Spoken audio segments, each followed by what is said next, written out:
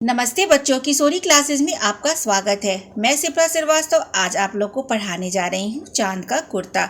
इसे रामधारी सिंह दिनकर जी ने लिखा है। इस कविता को पढ़ाने से पहले मैं एक दिनकर जी की छोटी सी परिचय दूंगी आप लोगों के लिए कि रामधारी सिंह दिनकर जी का जन्म 23 सितंबर 1908 को हुआ था। इनकी मृत्यु 24 अप्रैल 1974 को हुई थी। ये हिंदी के एक प्रमुख लेखक, कवि व निबंधकार थे। ये आधुनिक युग के श्रेष्ठ वीर रस के कवि के रूप में स्थापित हैं। राष्ट्रवाद अथवा राष्ट्रीयता को इनके काव्य की मूल भूमि मानते हुए इन्हें युग चारण व काल के चारण की संज्ञा दी गई है। इनकी प्रसिद्ध रचनाएं उर्वशी, रश्मिरथी, रेणुका, संस्कृति के 4 अध्याय, हुंकार, सामधेनी, नीम के पत्ते हैं। बच्चों, कविता को पढ़ाने से पहले मैं आप लोगों को यह बताना चाहूँगी कि यह चांद का कुर्ता कविता जो है, यह जो कविता है यह दिनकर जी ने इसमें माँ और बेटे के बीच के वार्तालाप अर्थात चांद और उसकी माँ के बीच के वार्तालाप को आप लोगों के सामने दर्शाया है।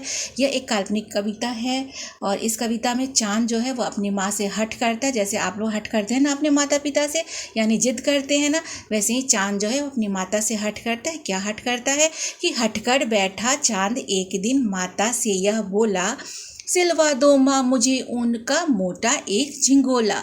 झिंगोला का अर्थ होता है एक ढीला ढाला सा वस्त्र। तो जो चांद है वो जिद करते हैं अपनी माँ से, कहता है कि माँ मुझे एक ऊन का मोटा सा वस्त्र बनवा दो, ढीला ढाला सा झबला बनवा दो मेरे लिए। सन सन चलती हवा रात भर जारे से मरता हूँ, ठिठुर ठिठुर कर किसी तरह यात्रा पूरी करता हूँ। चांद क्या कहता है कि रात में क्या होती है, सन सन सन सन हवाएं चलती हैं, बहुत तेज हवाएं चलती हैं जारे की रात में, और ठंड से मैं ठिठुरता हूँ यानी मरने लगता हूँ। मरने का अर्थ होता है ठिठुरना, बहुत अधिक सर्दी लगना।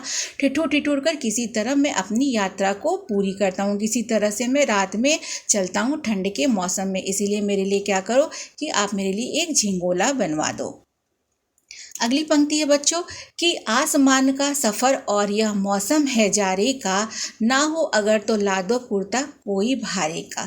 भारे का अर्थ होता है कि रेंट पे जो हम कहते हैं जिसको किराए पे लेना, तो वही है कि आसमान का जो सफ़र है, जो चांद आसमान में सफ़र तय करता है, जो आसमान में वो घूमता है और ठंडी के मौसम में, जारे के मौसम में उसे बहुत सर्दी लगती है, तो अपनी माँ से शिकायत कर रहा है कि माँ अगर तुम नहीं ला सकती हो कुर्ता मेरे लिए, नहीं सिलवा सकती हो, तो तुम भारे का कुर्ता ही मेरे लिए ला दो, यानी किराए का कुर्ता ही मेरे लिए ला दो।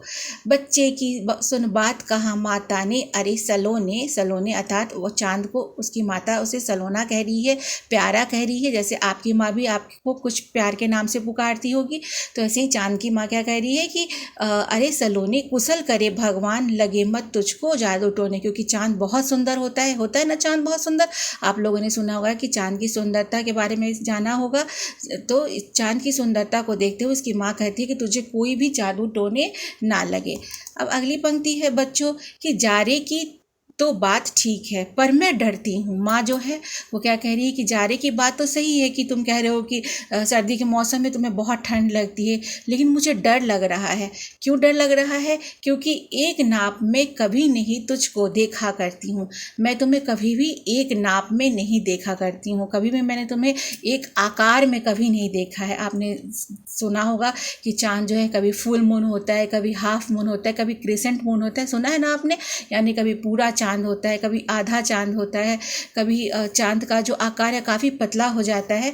तो उसका नाप जो होता है वो हर समय क्या होता है, कुछ कुछ दिनों पे बदलता रहता है। तो उसकी माँ कहती है कि मैं तुम्हारे लिए कैसे, तुम्हारा जो झिंगोला है, तुम्हारे लिए जो ड्रेस है वो मैं कैसे बनवाऊँ, क्योंकि तुम्हारी नाप जो है वो कभी एक सी नहीं रहती है।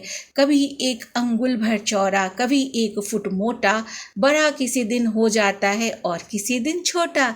क्या कहते हैं कि कभी किसी दिन तुम 1 अंगुल भर चौड़े हो जाते हो, यानी 1 उंगली के बराबर, कभी 1 फुट मोटे हो जाते हो, किसी दिन बहुत बड़े लगते हो और किसी दिन बहुत छोटे से लगते हो। तो मैं बहुत ज़्यादा मैं समझ नहीं पा रही हूँ कि कैसे मैं तुम्हारे लिए ड्रेस बनाऊँ, कैसे तुम्हारे लिए मैं झिंगोला बनवाऊँ, कैसे तुम्हारे लिए मैं झबला बनवाऊँ।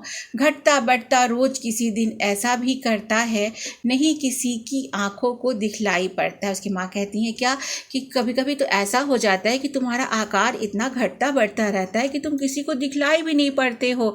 तो फिर मैं क्या करूँगी? अब तू ही ये बता, नाप तेरा किस रोज लिवाए।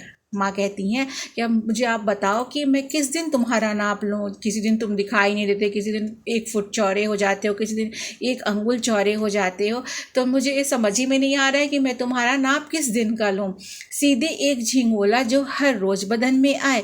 क्या मैं तुम्हारे लिए एक ऐसा झिंगोला सिलवा दूँ जो कि तुम्हारे बदन में रोज़ आए। तो ये कविता आप लोगों को कैसी लगी बच्चों? अगर आप लोगों को मेरी वीडियो अच्छी लगी तो इसे लाइक करिए, शेयर करिए, सब्सक्राइब करिए। कमेंट बॉक्स में कमेंट जरूर लिखिए कि आप लोग का चांद का कुर्ता कविता कैसा लगा, और आप भी अपने माता पिता से हट करिए, बचपन को जिए।